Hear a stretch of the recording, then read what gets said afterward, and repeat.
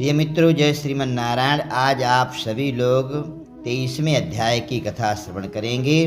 इसमें आप सभी लोग बड़ी ही सुंदर मार्मिक कथा श्रवण करेंगे। जय और विजय नामक जो दो भगवान के द्वारपाल हैं, वो कैसे भगवान के भक्त बने और कैसे वो द्वारपाल बने, उन्होंने कौन सी तपस्या की, किसने उनको श्राप दिया, यह सारी जानकारी आप इस कथा में लेंगे। प्रिय मित्रों, यदि आप हमारे चैनल पर नए हैं तो चैनल के लिए सब्सक्राइब कर दीजिए, वीडियो के लिए लाइक कर दें। धर्मदत्त ने पूछा, जय और विजय ने पूर्व जन्म में ऐसा कौन पुण्य किया था जिससे विष्णु भगवान का रूप धारण करके उनके द्वारपाल हुए। गणों ने कहा, प्राचीन काल में तृणबिंदु की पुत्री देवहूति से कर्दम ऋषि द्वारा दो सुंदर बालक उत्पन्न हुए।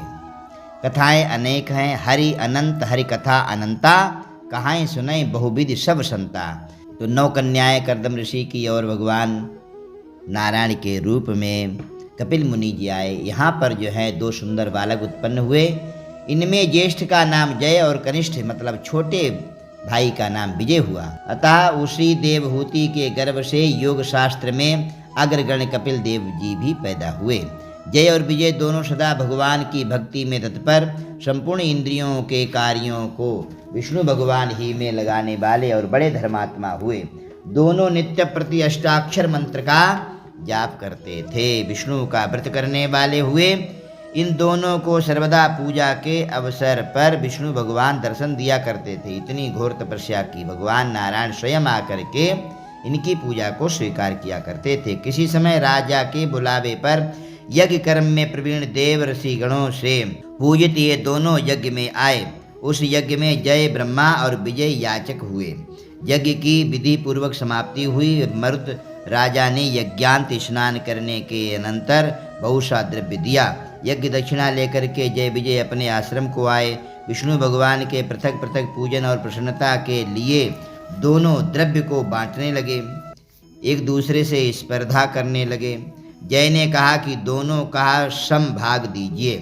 विजय ने कहा, नहीं, जितना जिसे मिला है उतना ही उसको प्राप्त होगा।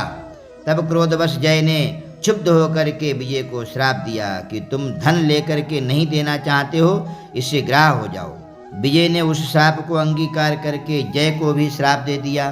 तुमने प्रमत्त होकर के मुझे श्राप दिया है, इसी से तुम भी हाथी हो जाओ। तब नित्य पूजा के समय आए हुए विष्णु भगवान से श्राप का वृत्तांत कहकर के दोनों ने भगवान से श्राप मोचन का उपाय पूछा।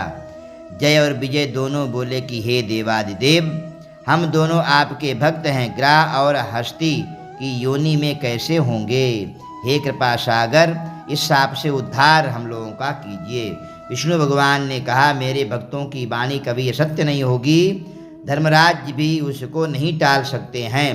पूर्व काल में भक्त प्रहलाद के कहने से मुझे स्तंभ से प्रकट होना पड़ा और राजा अम्बरीश के कहने से मुझे 10 अवतार लेने पड़े। अतः तुम दोनों अपने किए हुए शापों को भोग करके फिर मेरे लोक को प्राप्त होगे। ऐसा कहकर के विष्णु भगवान वहाँ से अंतर्ध्यान हो गए। गणों ने कहा, तब दोनों गंडकी नदी के किनारे ग्राह और हाथी हुए। जाति स्मरण रहने के कारण इस योनि में भी विष्णु भगवान का व्रत नियम पूर्वक किया करते थे। एक दिन कार्तिक की पूर्णमासी को वो हाथी स्नान के लिए गंडकी नदी में गया। तब पूर्व के योनि शाप का स्मरण करते हुए ग्राहक ने हाथी को पकड़ लिया। ग्राहक से पकड़े हुए गज ने भी विष्णु भगवान का स्मरण किया। इतने में शंख चक्र गदा पद्मधारी विष्णु भगवान वहाँ प्रकट हो गए। तब उन दोनों ग्राह गज को अपने सुदर्शन चक्र द्वारा उद्धार किया और उन दोनों को अपने समान रूप देकर बैकुंठ के लिए गए।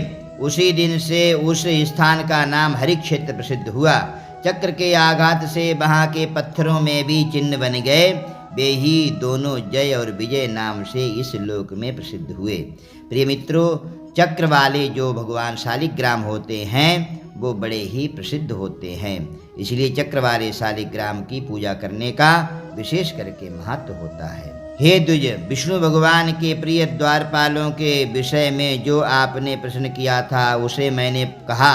इसी कारण हे धर्मज्ञ, तुम भी ईर्ष्या और द्वेष को छोड़ करके नित्य विष्णु भगवान का पूजन करो। जगत के सब जीव मात्र को समदृष्टि से देखो। तुला, मकर और मेष, तुला मतलब कार्तिक मास, मकर मतलब माघ मास और मेष की संक्रांति मतलब वैशाख महीने में नित्य प्रातः काल स्नान तथा एकादशी का व्रत, तुलसी वन की रक्षा किया करो। गौ ब्राह्मण वैष्णवों की सेवा में तत्पर रहो। व्रत करने वालों को मसूर, कांची, बैंगन के साग, बैंगन इत्यादि नहीं खाना चाहिए। इसी भांति तुम भी देह छूटने पर विष्णु भगवान के परम पवित्र धाम में हम लोगों के समान गति पाओगे। विष्णु के प्रसन्न करने वाले बालकाल से किए गए इस व्रत के समान फल देने वाले तीर्थ, दान और यज्ञ एक भी नहीं है। हे विप्र, तुम धन्य हो, क्योंकि तुमने जगत गुरु भगवान नारायण को प्रसन्न करने वाला व्रत किया है।